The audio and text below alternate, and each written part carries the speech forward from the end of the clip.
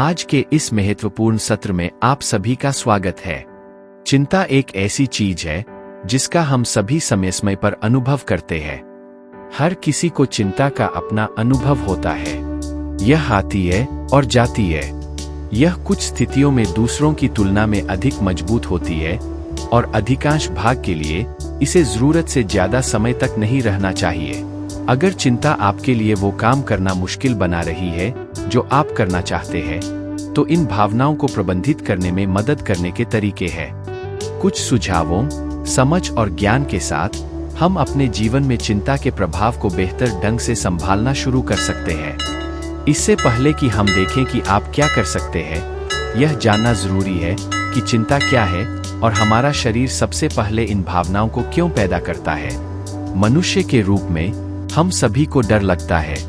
यह हमारी उत्तरजीविता प्रवृत्ति का हिस्सा है और हमारे विकास के दौरान हमने खतरनाक खतरों पर काबू पाने के लिए डर का उपयोग करने का एक तरीका विकसित किया है। आपने इसके बारे में पहले भी सुना होगा। इसे लड़ाई, उड़ान या फ्रीज प्रतिक्रिया कहा जाता है। जब हमारे पूर्वजों का सामना किसी खूंखार जानवर से होता था, तो उनका शरीर या तो जितनी जल्दी हो सके भागने के लिए तैयार होने की शारीरिक प्रक्रिया से गुजरता था, अपनी जमीन पर खड़ा होकर खुद को बचाने के लिए लड़ता था, या ध्यान से बचने के लिए बिल्कुल स्थिर रहता था। जाहिर है, आज खुद को ऐसी स्थितियों में पाना उतना आम नहीं है, लेकिन डर की प्रतिक्रिया अभी भी हम सभी में मौजूद है। चिंता की भावनाएं इससे बहुत मिलती जुलती है। डर तब होता है जब हम वास्तविक खतरे का सामना करते हैं या उसमें होते हैं, और यह हमारे शरीर को उस खतरे का सामना करने के लिए तैयार करता है। चिंता तब होती है जब हमारा दिमाग सोचता है कि कोई संभावित खतरा है, जैसे दूसरों द्वारा मजाक उड़ाया जाना, अकेले किसी पार्टी में जाना या किसी परीक्षा में असफल होना।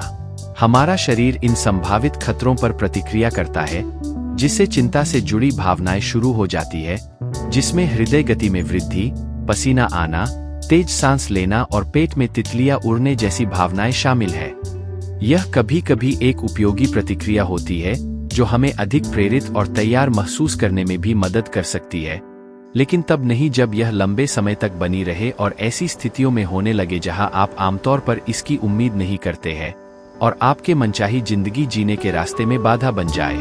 तो अब आप चिंता के बारे में और यह क्यों होती है, इसके बारे में ज्यादा जानते हैं। इसे प्रबंधित करने के लिए आप क्या कर सकते हैं? यहाँ कुछ जरूरी सुझाव दिए गए हैं। अपने सोचने के तरीके पर ध्यान दें। इस बात से अवगत होना कि हमारे विचार चिंता को कैसे प्रभावित कर सकते हैं, इसे प्रबंधित करने की दिशा में एक महत्वपूर्ण कदम है। इससे हमें यह समझने में मदद मिल सकती है कि चिंता में क्या योगदान देता है, हमारे ट्रिगर क्या है और उन्हें अलग तरीके से कैसे संभालना है और प्रतिक्रिया करने के नए तरीके सीखना है। बचने के बारे में जागरूक रहें। ऐसी स्थितियों से बचना सामान्य है जो हमें चिंतित महसूस कराती है। यह अल्पावधि में काम कर सकता है, लेकिन समय के साथ यह हमारी चिंता को और भी बदतर बना सकता है। ऐसा इसलिए है क्योंकि हमें यह सीखने का अवसर नहीं मिलता है कि जिस चीज से हम डरते हैं वह हो ही नहीं सकती या उतनी बुरी नहीं हो सकती जितनी हम सोचते हैं। अगर हम चिंता से निपटने के लिए कौशल सीखते हैं, जैसे कि मददगार आत्मचर्चा और विश्राम, तो धीरे धीरे हम इन कौशलों को काम में ला सकते हैं और उन चीजों का सामना कर सकते हैं जो हमें अधिक आत्मविश्वास और आगे बढ़ने के लिए प्रेरित महसूस करने में मदद करती है। अपना ख्याल रखें। चिंता का प्रबंधन अच्छी आत्म देखभाल से शुरू होता है। हम जो गतिविधियां करते हैं और जिस तरह से हम अपने शरीर की देखभाल करते हैं, उन सभी का हमारे मूड से सीधा संबंध होता है और यह हमारे चिंता और तनाव से निपटने के तरीके को प्रभावित कर सकता है। अपने समग्र मानसिक स्वास्थ्य और तंदुरुस्ती में मदद करने के लिए अच्छा खाना, पर्याप्त अच्छी नींद लेना और सक्रिय रहना जैसी चीजें आजमाएं। इस बारे में बात करें। अपने बारे में बात करना एक अच्छा विचार है कि आप कैसा महसूस कर रहे हैं, चाहे वह किसी विश्वसनीय परिवार के सदस्य, दोस्तों, शिक्षक, कोच, आपके साथियों या बड़ों के साथ हो। वे आपका समर्थन कर सकते हैं, आपको यह समझने में मदद कर सकते हैं कि क्या हो रहा है, आपको अपने आत्म देखभाल लक्ष्यों पर टिके रहने में मदद कर सकते हैं और जरूरत पड़ने पर अतिरिक्त मदद भी पा सकते हैं। सांस लेने की नई रणनीतियां आजमाएं। बहुत से चिंता के लक्षणों में शारीरिक संवेदनाओं का एक चक्र शामिल होता है। दिल की धड़कन, सांस की तकलीफ, कांपना और पेट में तितलियां उड़ना।